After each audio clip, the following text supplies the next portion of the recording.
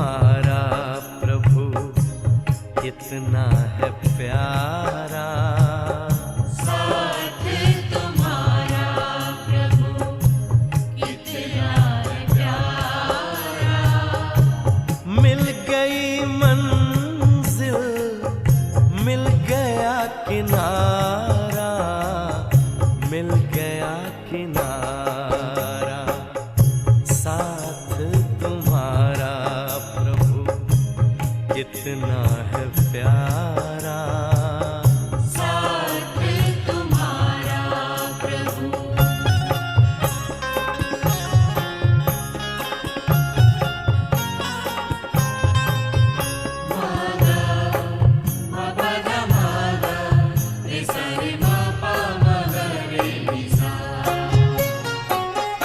रोशनी ही रोशनी आती नजर है, अब ना भंवर का डर, ना ही फिक्र है, ना ही फिक्र है। हाथ में तेरे जब हाथ है हमारा, साथ तुम्हारा प्रभु कितना है प्यारा। साथ तुम्हारा प्रभु।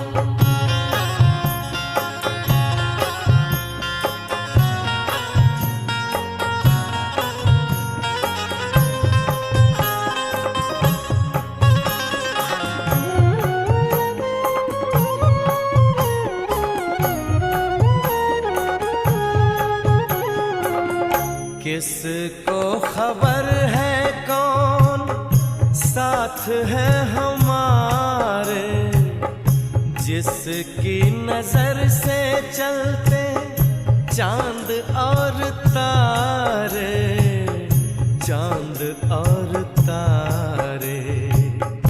कितनी ही बार तुमने पार उतारा, साथ तुम्हारा प्रभु कितना है प्यारा। साथ तुम्हारा प्रभु।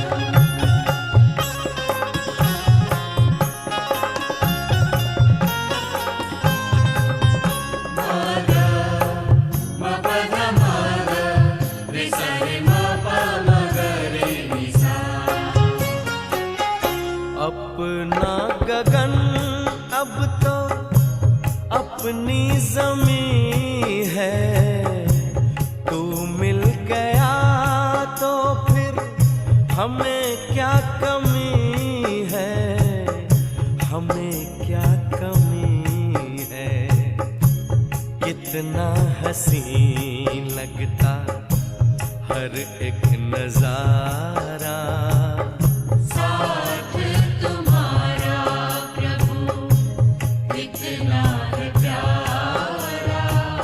साथ तुम्हारा प्रभु कितना है प्यारा। मिल गई मंजिल, मिल गया किनारा, मिल गया किनारा। साथ तुम्हारा प्रभु कितना है प्यारा। साथ तुम्हारा प्रभु कितना है प्यारा। साथ तुम्हारा प्रभु कितना है प्यारा। साथ तुम्हारा प्रभु। ओम शांति। 26/2/2023 अव्यक्त बाप दादा के मधुर महावाक्य। रिवाइज मुरली 31/12/93। नए वर्ष में सदा उमंग उत्साह में उड़ना और सर्व के प्रति महादानी वरदानी बन व्यर्थ को समाप्त करना। आज नव युग नई सृष्टि के रचयिता बाप दादा अपने नव युग के आधार मूर्त बच्चों को देख रहे हैं। बाप दादा के साथ साथ आप सभी बच्चे सदा सहयोगी हो, इसलिए आप ही आधार मूर्त हो। दुनिया के हिसाब से आज का दिन वर्ष का संगम है। पुराना वर्ष जा रहा है और नया वर्ष आ रहा है। ये है वर्ष का संगम दिन और आप बैठे हो बेहद के संगम युग पर। आप सभी नव वर्ष के साथ साथ नव युग की सभी को मुबारक देते हो। एक दिन की मुबारक नहीं, लेकिन नव युग के अनेक जन्मों की मुबारक देती हो। इस संगम पर अच्छी तरह से अनुभव करते हो कि इस समय हम ब्राह्मण आत्माओं की नई जीवन है। नई जीवन में आ गए हो ना। ब्राह्मणों का संसार ही नया है। अमृत वेले से देखो तो नई रीत नई प्रीत है। पुरानी दुनिया की दिनचर्या और नए जीवन ब्राह्मण जीवन की दिनचर्या में कितना अंतर है। सब नया हो गया। स्मृति नई, वृत्ति नई, दृष्टि नई, सब बदल गया ना।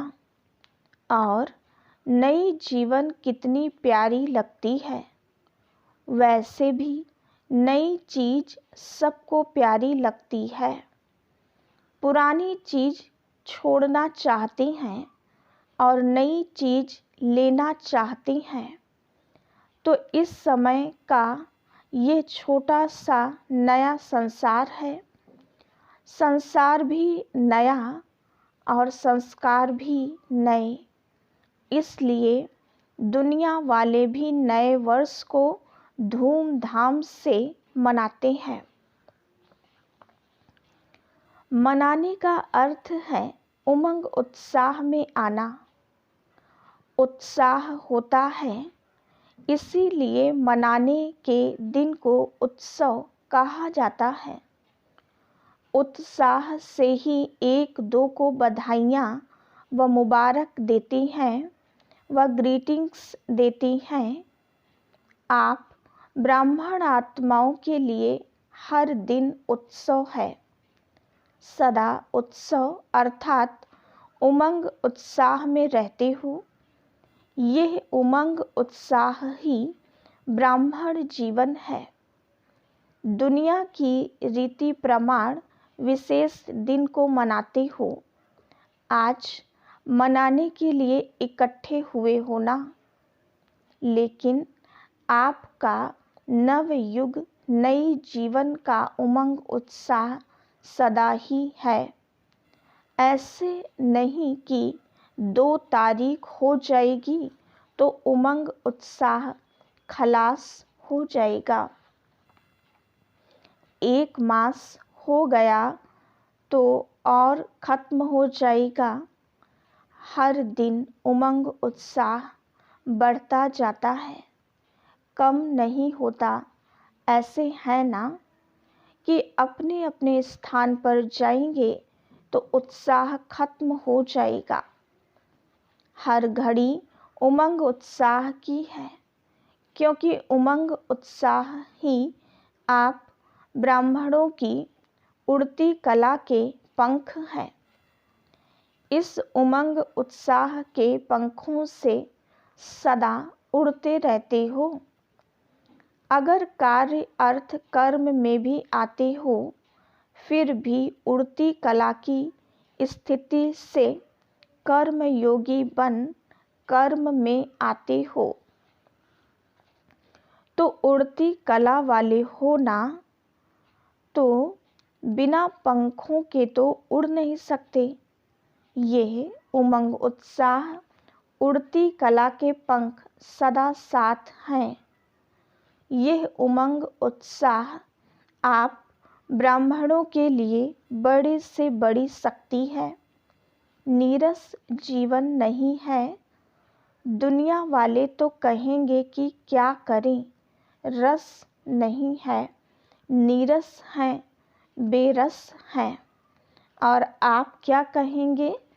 उमंग उत्साह का रस है ही है। कभी दिल शिकस्त नहीं हो सकते हो, सदा दिल खुश। कैसे भी मुश्किल बात हो, लेकिन उमंग उत्साह मुश्किल को सहज कर देता है।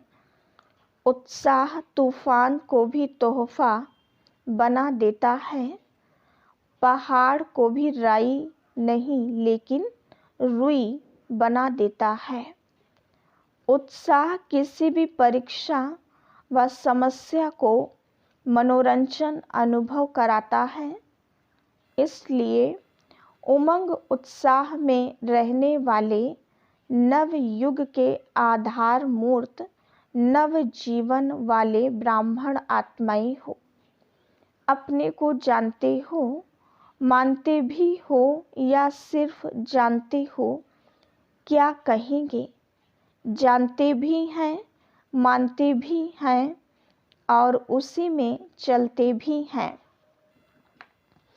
सदा यह उत्साह रहता है कि कल्प पहले भी हम ही थे, अब भी हैं और अनेक बार हम ही बनेंगे।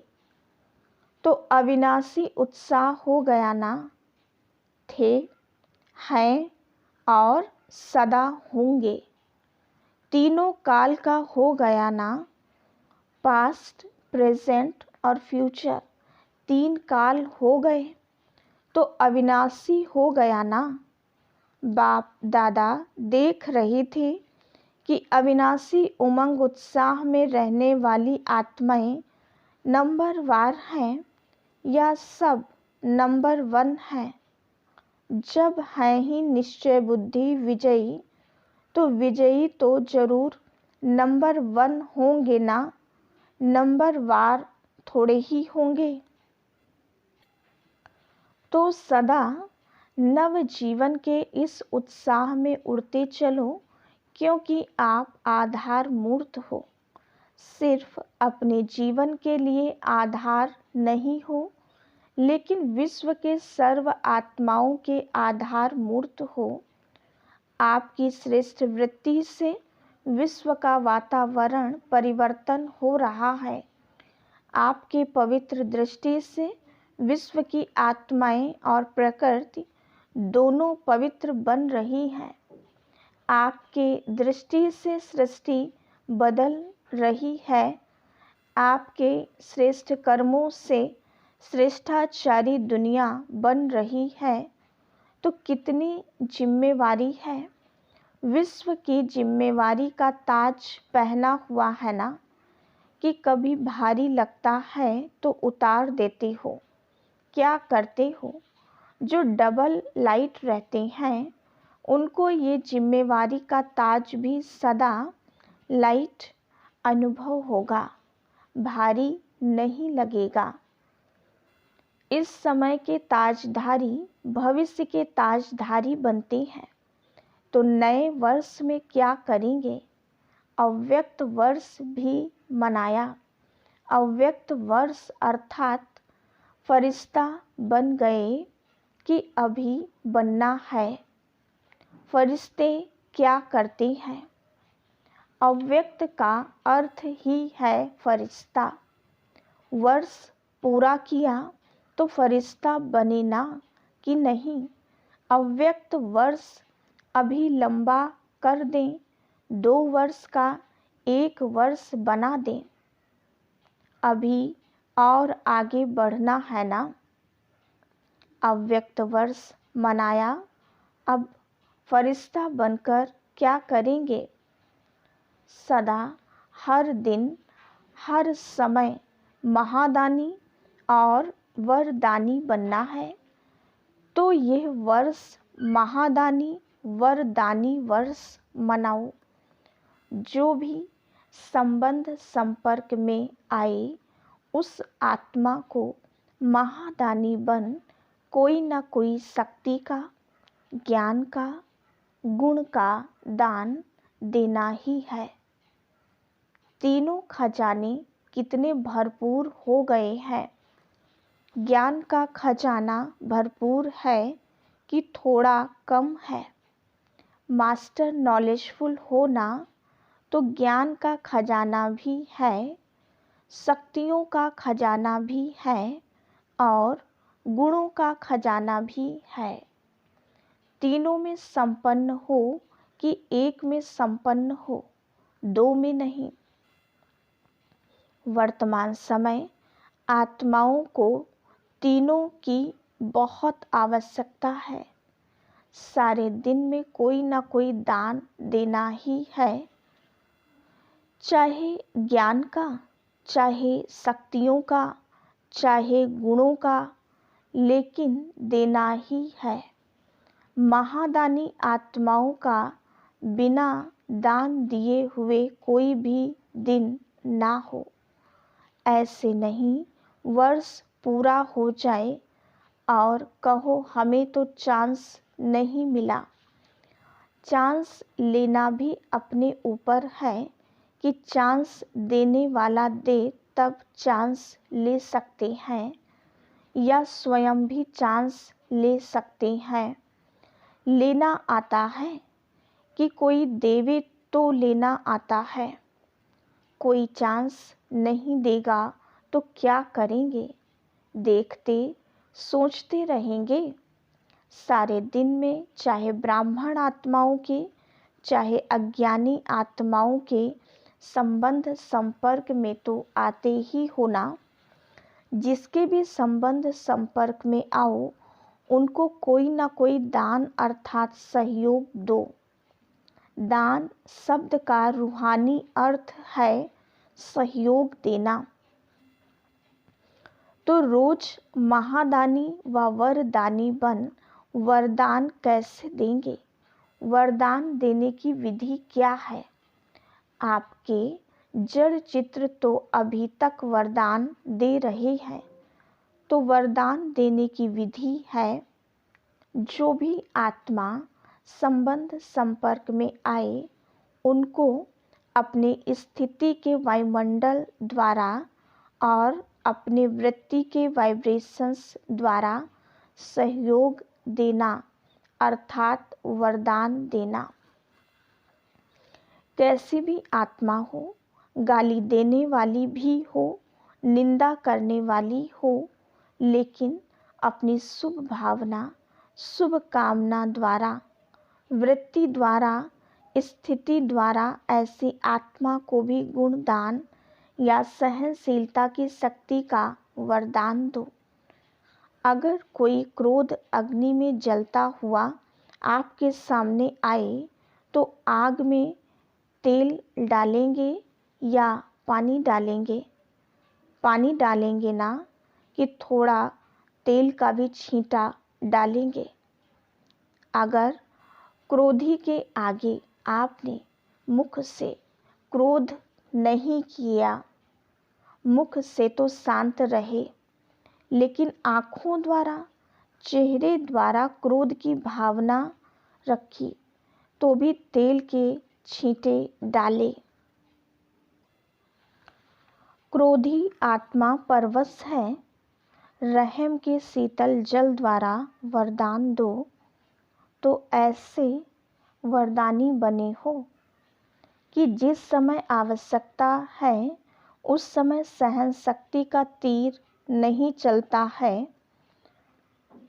अगर समय पर कोई भी अमूल्य वस्तु कार्य में नहीं लगी तो उसको अमूल्य कहा जाएगा। अमूल्य अर्थात समय पर अमूल्य कार्य में लगे तो इस वर्ष क्या करेंगे?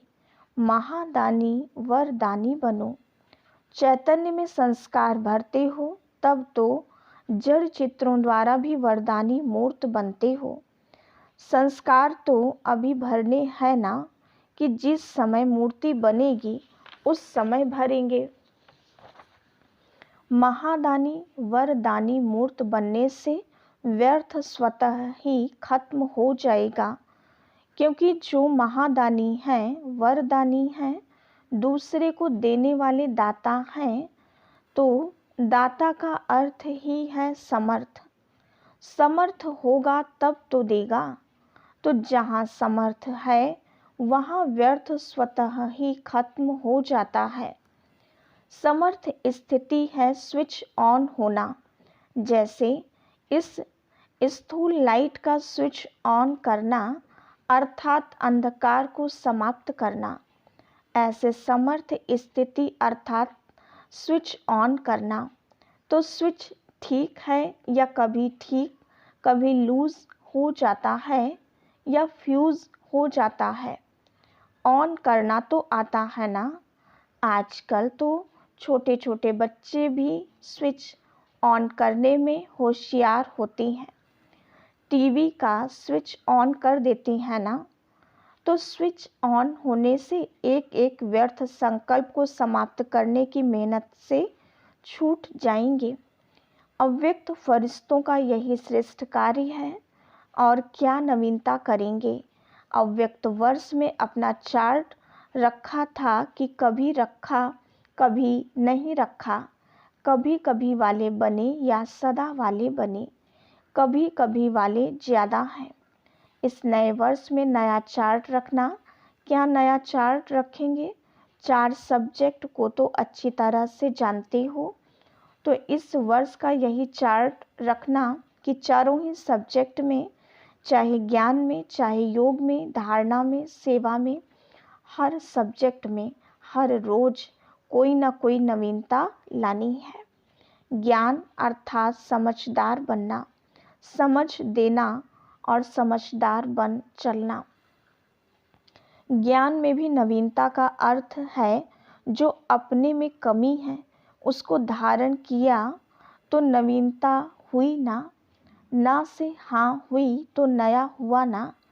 इसी रीति से योग के प्रयोग में हर रोज कोई ना कोई नया अनुभव करो। योग में बहुत अच्छे बैठे, बहुत अच्छा योग लगा, लेकिन नवीनता क्या हुई? परसेंटेज बढ़ना भी नवीनता है। आज अगर आपकी परसेंटेज योग की 50% है और कल 50 से वृद्धि हो गई तो नवीनता हो गई। ऐसे नहीं कि एक ही मास में 50-50 लगाते जाओ। तो चारों ही सब्जेक्ट में स्व के प्रगति में नवीनता, विधि में नवीनता, प्रयोग में नवीनता, औरों को सहज योगी बनाने में और परसेंटेज बढ़ना माना नवीनता। किसको दुख दिया, किसको क्रोध किया, ये तो कॉमन चार्ट है। ये तो आपकी जो रॉयल प्रजा है वो भी रखती है। आप रॉयल प्रजा हो व राजा हो। तो नवीनता से स्वतः ही तीव्र पुरुषार्थ के समीपता की अनुभूति होती रहेगी। समझा क्या चार्ट रखना है? और हर 3 मास में रोज का नहीं यहाँ भेजना, काम बढ़ जाएगा। इस वर्ष तो आपको इकोनॉमी भी करनी है ना। यह वर्ष विशेष इकोनॉमी का है। एक नामी और इकोनॉमी। ज्ञान सरोवर बना रहे हो तो सब में इकोनॉमी करना। सब खजानों में, समय में भी, संकल्प में भी, संपत्ति में भी, सब में इकोनॉमी। तो हर 3 मास का स्वयं ही साक्षी हो कर चार्ट चेक करके शॉर्ट में अपना समाचार देना।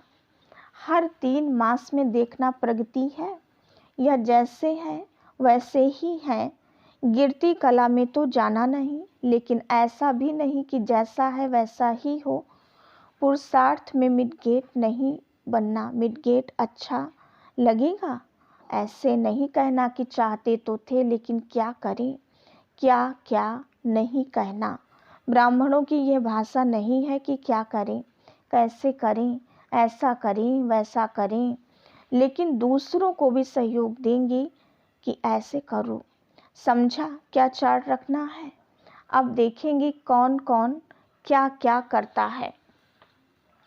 बाप दादा स्नेह के कारण नाम अनाउंस नहीं करते हैं, किसने क्या क्या किया जानते तो है ना।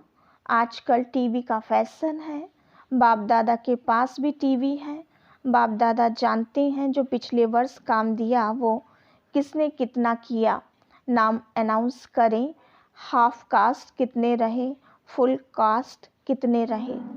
तो इस वर्ष महादानी वरदानी मूर्त स्वयं प्रतिभि और सर्व प्रतिभि बनो और हर रोज कोई ना कोई नवीनता अर्थात प्रोग्रेस अवश्य करो।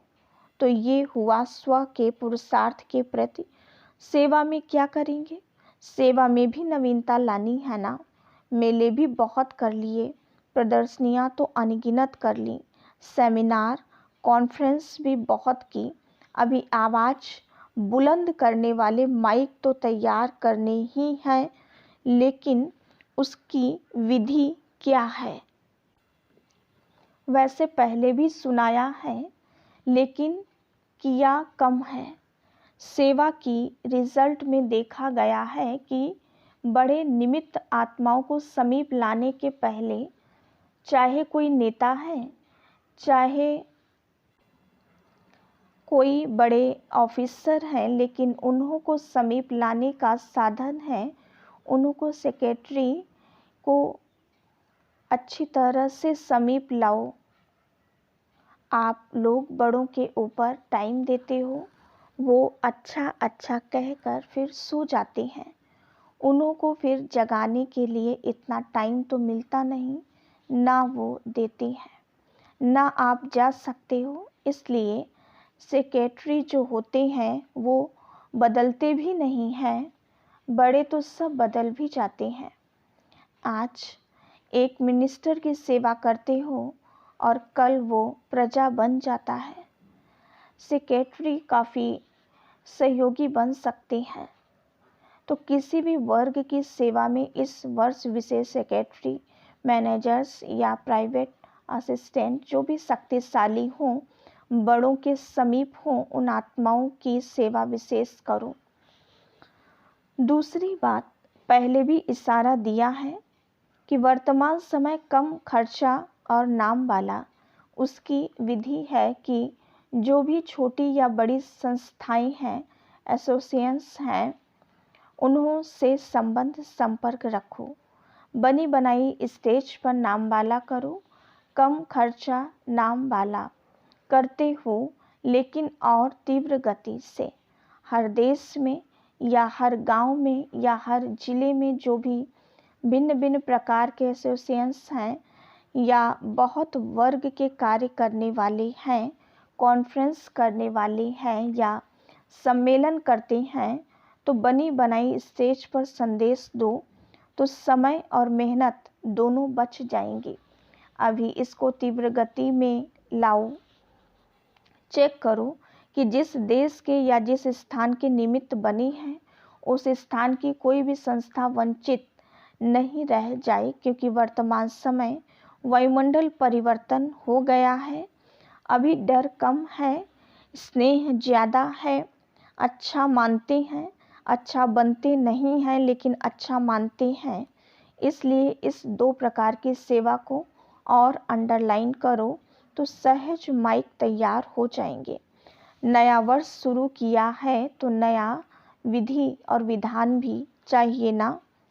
इस नए वर्ष का अमृत वेले सदा ये स्लोगन इमर्ज करना कि सदा उमंग उत्साह में उड़ना है और दूसरों को भी उड़ाना है। बीच बीच में चेक करना, ऐसे नहीं कि अमृत वेले चेक करो और सारा दिन मर्ज कर दो, फिर रात को सोचो कि आज का दिन तो ऐसे ही रहा। नहीं, बीच बीच में चेक करो, इमर्ज करो कि उमंग उत्साह के बजाय कोई और रास्ते पर तो नहीं चले गए। उड़ती कला के बजाय और किसी कला ने तो अपने तरफ आकर्षित नहीं किया।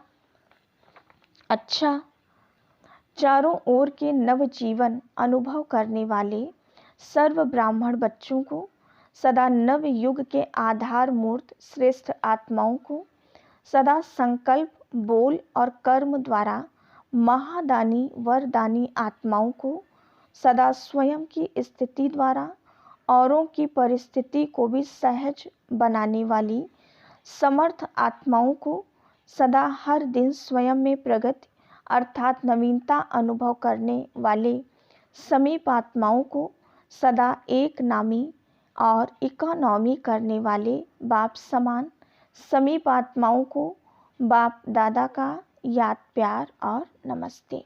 हम रूहानी बच्चों की रूहानी बाप दादा को याद, प्यार, गुड मॉर्निंग और नमस्ते। वरदान: तन को आत्मा का मंदिर समझ उसे स्वच्छ बनाने वाले नंबर 1 श्रेष्ठ ब्राह्मण आत्मा भव। हम ब्राह्मण आत्माएं सारे कल्प में नंबर 1 श्रेष्ठ आत्माएं हैं, हीरे तुल्य हैं। इस स्मृति से तन को आत्मा का मंदिर समझकर स्वच्छ रखना है। जितनी मूर्ति श्रेष्ठ होती है उतना ही मंदिर भी श्रेष्ठ होता है। तो इस शरीर रूपी मंदिर के हम ट्रस्टी हैं। यह ट्रस्टीपन आपे ही स्वच्छता व पवित्रता लाता है। इस विधि से तन की पवित्रता सदा रूहानी खुशबू का अनुभव कराती रहेगी। स्लोगन: रूहानियत में रहने का व्रत लेना ही ज्ञानी तू आत्मा बनना है। ओम शांति।